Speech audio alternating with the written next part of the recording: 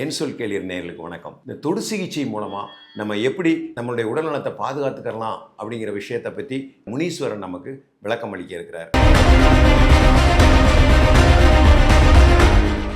நேயர்களுக்கு வணக்கம். இந்த பெயின் அப்படிங்கிறதுங்க ரொம்ப சிம்பிளாக இருக்கிறது தான். ஈஸியாக உங்களை நீங்களே சரி பண்ணிக்கக்கூடிய விஷயம். ஒன்று, நாங்கள் ட்ரீட்மெண்ட் கொடுப்போம், அட்வைஸ் பண்ணுவோம். இந்த அட்வைஸ் தான் யோகா சயின்ஸ்.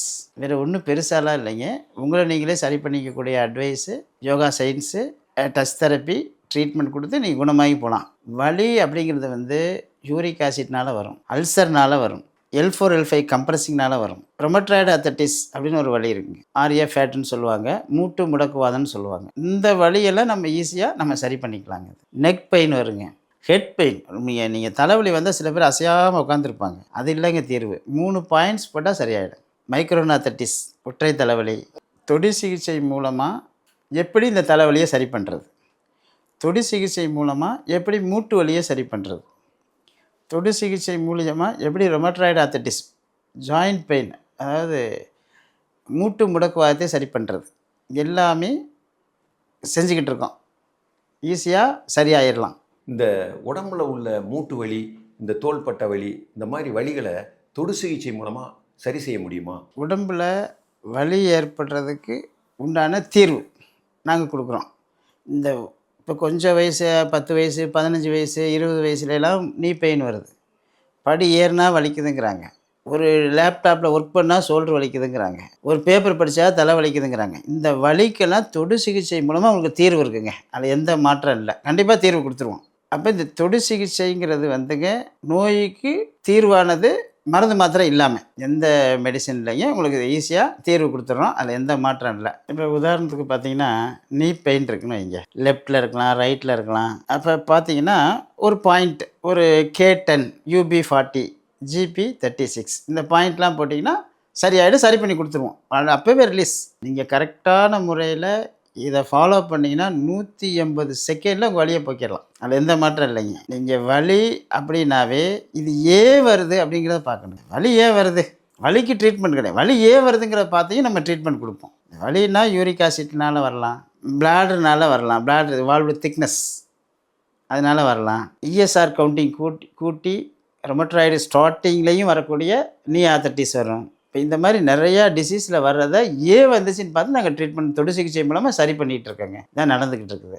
இந்த மூட்டு வலி மட்டும் இல்லைங்க, இந்த மூட்டு வலியும் தாண்டி கழுத்து வலி, குதிங்கால் வலி. குதிங்கால் வலி இப்போ நிறையா பேருக்கு வந்துருச்சுங்க. ஒரு 20 வயசுக்கு மேலே ஆச்சுன்னா குதிங்கால் வலி வந்துடுது. கழுத்து வலி இருக்குங்க. லேப்டாப்பில் ஒர்க் பண்ணுறவங்க, இப்போ 2 வீலர் ஓட்டுறவங்களுக்கு பேக் பெயின் வருது.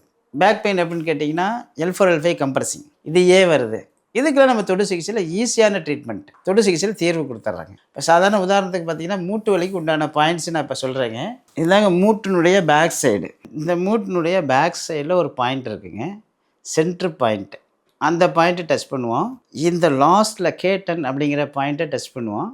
GP கால் பிளாடர் பாயிண்ட்டை டச் பண்ணுவோம். இந்த ட்ரீட்மெண்ட்டுடைய செட்டப் என்னன்னு கேட்டிங்கன்னா, இப்போ இந்த மூட்டுக்கு பேக் சைடுங்க இந்த பாயிண்ட்ஸ் போடுவோம். இந்த பாயிண்ட்ஸ் மூலமாக என்ன ஆகுன்னா, யூரினரி பிளாடரை டச் பண்ணி யூரிக் ஆசிட் வெளியே போயிடுங்க, மூட்டு வலி போயிடும். தொடு சிகிச்சை மூலமாக கையிலே டச் பண்ணி இந்த பாயிண்ட்ஸ் எல்லாம் போட்டு மூட்டு வலியை சரி பண்ணுவாங்க. ஆனால் இந்த மூட்டு வலி ஏன் வருது அப்படின்னு பார்த்தா தாங்க யூரிக் ஆசிட். ரொமட்ராய்டுனாலையும் வரும், யூரிக் ஆசிட்னாலையும் வரும். ஃபஸ்ட்டு யூரிக் ஆசிட் தான். இப்போ எல்லாத்துக்கும் மூட்டு வலி மட்டும் இருக்கவங்களுக்கு அப்புறம் யூரிக் ஆசிட் மூலமாக தான் இந்த மூட்டு வலி வருது. இந்த யூரிக் ஆசிட்டை யூரின் மூலமாக தான் வெளியே கொண்டு வர முடியும். உங்கள் ரத்தத்தை சுத்தம் பண்ணிட்டீங்கன்னா மூட்டு வலி போயிடும். இது ஒரு பெரிய விஷயம் இல்லைங்க. இது நாங்கள் தொடு சிகிச்சையில் செஞ்சுக்கிட்டு இருக்கோம். இந்த தொடு சிகிச்சை மூலமாக உங்களுக்கு சரி பண்ணுறோம். அது போக இது ஏன் வந்துச்சு அப்படிங்கிறதையும் சொல்லிடுறோம். சரிங்களா? உங்களுக்கு ஆரோக்கியமாக இருக்கலாம், ஆனந்தமாகவும் இருக்கலாம். ஃபஸ்ட்டு உடம்புக்கு ஆரோக்கியம் தாங்க முக்கியம். அப்புறம் தான் மற்ற எல்லாமே. நீங்கள் ஆரோக்கியம் வந்தால் மட்டும்தான் நீங்கள் ஐஸ்வர்யமாக இருக்க முடியும். ஐஸ்வர்யம் இருந்தால் தான் நீங்கள் ஆனந்தமாக இருக்க முடியும். இந்த 3ஐயுமே நாங்கள் தொடு சிகிச்சை மூலமாக கொடுக்குறோங்க.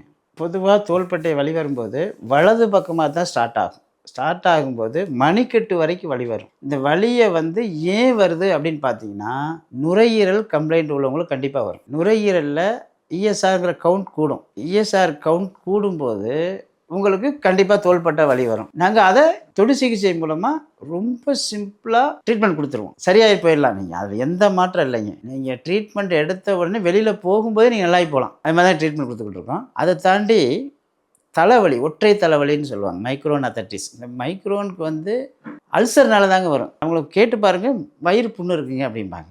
அந்த வயிறு புண்ணை சரி பண்ணால் தலைவலி சரியாயிடுங்க. ஒன்றோடு ஒன்று இந்த உடம்பு தொடர்பில் தாங்க இருக்குது. நம்ம உடம்புக்கு தேவையான சக்தி இருந்தாலும் நம்ம ட்ரிக்ஸ் ஆக்ஷனில் செலவு பண்ணிடுறோம். இந்த ஆரோக்கியமான மனசு, ஆரோக்கியமான உடம்பு நீங்கள் வச்சுக்கிட்டிங்கன்னா நீங்கள் மகிழ்ச்சியாக இருக்கலாங்க. இது தொடு சிகிச்சையில் நாங்கள் கண்டிப்பாக தீர்வு கொடுக்குறோம். இந்த டச் தெரப்பி மூலமாக நம்ம உடம்பை எப்படி பாதுகாத்துக்கிறதுங்கிறத பற்றி முனீஸ்வரன் நமக்கு நல்ல விளக்கம் கொடுத்துருக்கிறாரு. என் சொல் கேளீர் சார்பாக அவருக்கு நன்றியும் வாழ்த்துக்களும்.